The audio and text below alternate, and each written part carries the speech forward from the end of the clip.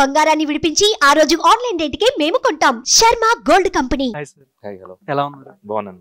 అంటే రీసెంట్గా మన సోహెల్ గారు అన్నారు లాస్ట్ టైం బిగ్ బాస్ అందరు సపోర్ట్ చేస్తే మూవీకి ఏ ప్రమోషన్ అక్కర్లా మన బిగ్ బాస్ అందరు టీం వస్తే సరిపోతుంది. దీని గురించి అంటే ఏం చెప్తారు? అందరూ వచ్చారు కదా స్టేజ్ మీద.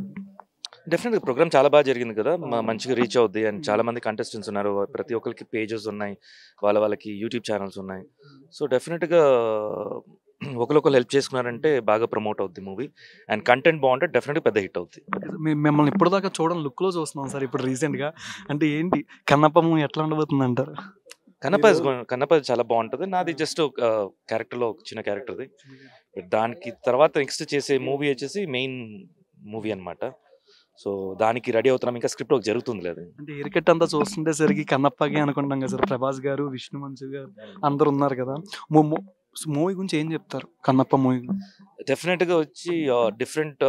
కన్నప్ప ఇంతకు ముందు మనం కన్నడలో చేసిన భక్త కన్నప్ప కానీ, ఇంతకు ముందు కృష్ణరాజు గారు సార్ చేసిన భక్త కన్నప్ప కానీ, ఒక్కొక్కరు ఒక్కొక్క పాయింట్ ఆఫ్ వ్యూ నుంచి ప్రొజెక్ట్ చేశారు. అంటే